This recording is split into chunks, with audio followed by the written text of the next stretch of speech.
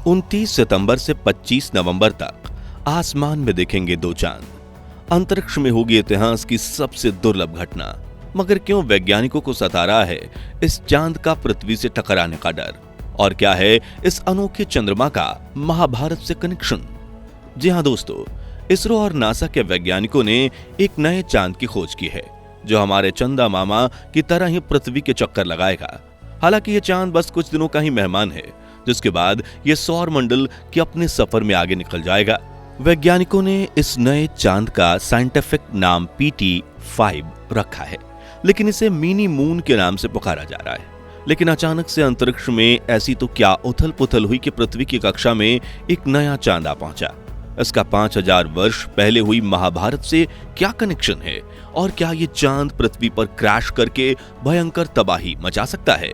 जानेंगे पूरी खबर विस्तार से, लेकिन उसके पहले नए दर्शक जल्दी से वीडियो को लाइक और चैनल को सब्सक्राइब जरूर कीजिए।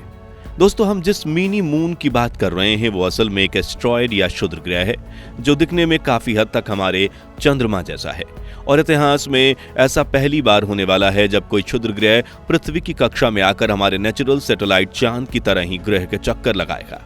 हालांकि हमारे सौर मंडल में करीब 14 लाख एस्ट्रॉयड हैं, लेकिन PT5 सबसे खास इसलिए है क्योंकि ये एक नियर अर्थ एस्ट्रॉयड है जो पृथ्वी के बेहद करीब आने वाला है।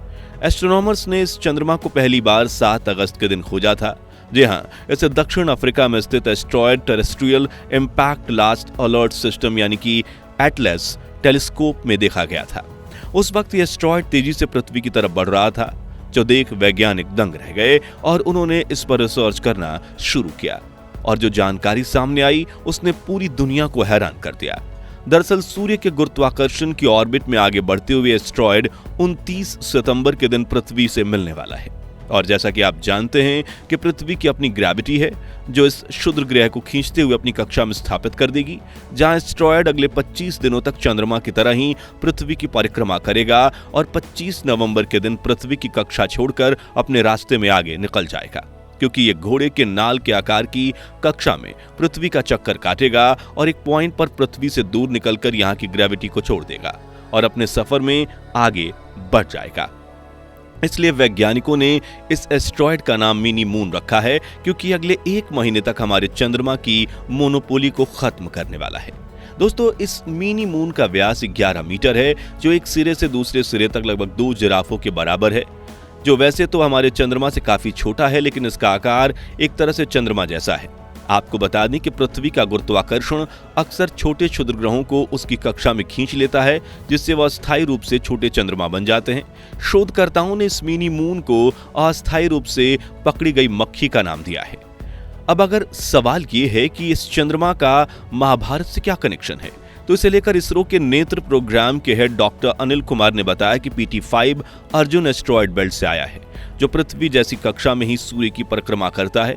इस एस्ट्रॉयड बेल्ट को अर्जुन नाम वैज्ञानिक रॉबर्ट मैकनोट ने इसलिए दिया क्योंकि अंतरिक्ष में इस एस्ट्रॉयड बेल्ट की मूवमेंट बिल्कुल वैसे ही अनप्रेडिक्टेबल है जैसी मूवमेंट अर्जुन द्वारा चलाए गए तीरों की होती थी, जो अब कहां जाएंगे कोई नहीं जानता।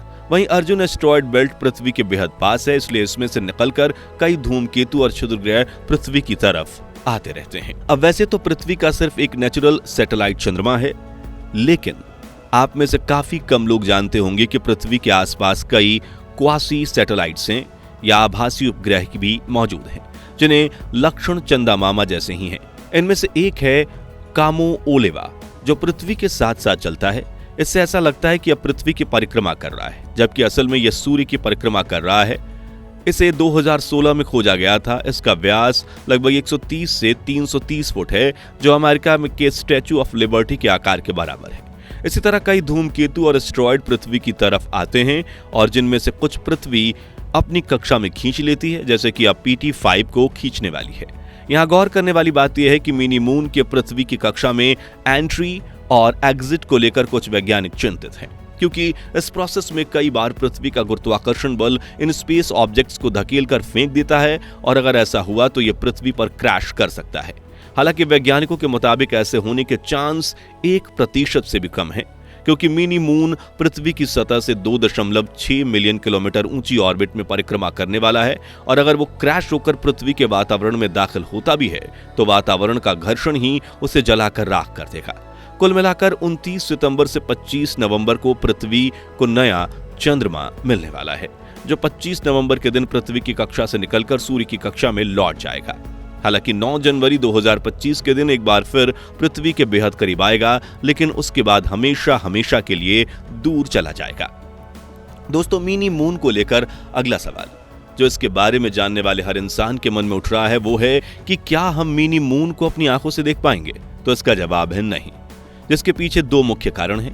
पहला, इसका आकार, क्योंकि यह एस्टेरॉयड सिर्फ 11 मीटर चौड़ा है, इसलिए इसे इतनी दूर से देख पाना मुमकिन नहीं है। वहीं दूसरा कारण है इसका ब्राइटनेस मैग्नीट्यूड जो 22 है। आसान शब्दों में यह मून काफी डीम यानी धुंधला है, जो इसे नंगी आंखों से यहां तक कि बाजार में उपलब्ध छोटे टेलीस्कोप से देखना भी असंभव बनता है। इसे केवल बड़े 30 इंच के पेशेवर टेलीस्कोप से ही देखा जा सकता है। यहाँ एक दिलचस्प बात यह है कि हमारे असली चंदा मामा की ब्राइटनेस मैग्नीट्यूड 12.7 है, जो इसे हमारे सौर मंडल का सबसे चमकदार चांद बनाता है, यहाँ तक कि यह सभी ग्रहों से भी ज्यादा चमकदार है। दोस्तों, चंद्रमा की कुछ और खासियतों की बात करें तो चांद हमारी पृथ्वी का इकलौता कुदरती उपग्रह है जो हमसे 3,84,400 किलोमीटर दूर है। चांद की ग्रेविटी पृथ्वी से काफी कम है, इसलिए 1970 के दशक में जब हमारे एस्ट्रोनॉट्स चांद पर पहुंचे तो आगे बढ़ते हुए वो उछल रहे थे और बैलेंस बनाना सीखने से पहले वो कई बार चांद की सतह पर गिरे थे। वहीं चांद की सतह पृथ्वी की तरह समतल नहीं बल्कि टेढ़ी मेढ़ी है और यहाँ बहुत ऊबड़ खाबड़ जगह हैं। साथ ही कई बड़े बड़े गड्ढे यानी क्रैटर और चट्टाने हैं। दरअसल चंद्रमा की मैग्नेटिक फील्ड पृथ्वी से कमजोर है, इसलिए वहां समय समय पर उल्कापिंड गिरते रहते हैं। इन्हीं उल्कापिंडों के टकराने से चांद की सतह पर इतने ज्यादा गड्ढे हैं जिनका डायामीटर 1 सेंटीमीटर से लेकर 2500 किलोमीटर जितना बड़ा भी है।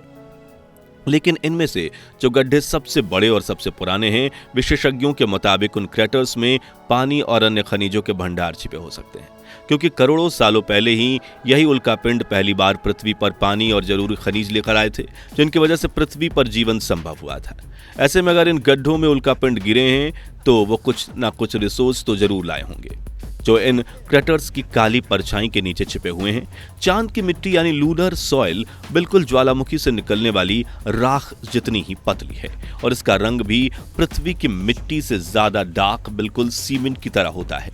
चांद को लेकर एक रोमांचक बात यह भी है कि रात के समय में चांद का तापमान -130 डिग्री तक पहुंच जाता है, जबकि दिन में समय में यही तापमान 120 डिग्री सेल्सियस तक बढ़ जाता है। वैज्ञानिकों द्वारा की गई खोज के मुताबिक चांद के हर हिस्से का तापमान अलग अलग होता है। दोस्तों, चंद्रमा पर 12 एस्ट्रोनॉट्स ने कदम रखा। वहां सूरज की धूप भी आती है, शायद सतह की गहराइयों में पानी भी मौजूद है, जिसका पता भारत के चंद्रयान 1 और चंद्रयान 3 मिशन ने ही लगाया था।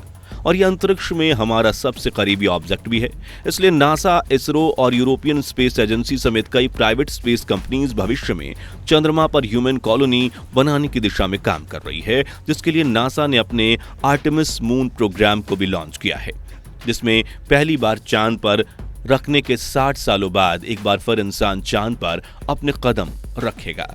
और फिर जैसे धीरे धीरे ISS स्पेस स्टेशन बनाया गया था, वैसे ही यहाँ कॉलोनी भी बनाई जाएगी, जहाँ चट्टानों में जमे पानी से ऑक्सीजन और हाइड्रोजन निकालने की मशीनें लगाई जाएंगी, जिससे ऑक्सीजन का इस्तेमाल सांस लेने में हो सके और हाइड्रोजन का इस्तेमाल ईंधन के रूप में। इसके अलावा चांद पर ऊर्जा के लिए सोलर पैनल्स का भी बड़ा सा जाल बिछाया जाएगा, हालांकि इसमें समय लगेगा। खैर, क्या चांद पर ह्यूमन कॉलोनी बनाना मुमकिन है, और अगर हाँ तो इसमें कितने साल लग जाएंगे? इस बारे में अपनी राय हमें कमेंट्स में बताइए। उम्मीद है आपको ये वीडियो जरूर पसंद आई होगी। अगर हाँ तो वीडियो को लाइक और शेयर करके हमें सपोर्ट कीजिए और स्पेस साइंस से रिलेटेड ऐसे ही दिलचस्प वीडियोस के लिए हमारे चैनल को सब्सक्राइब करके पास वाली घंटी जरूर बजा दीजिए। जय हिंद, जय भारत।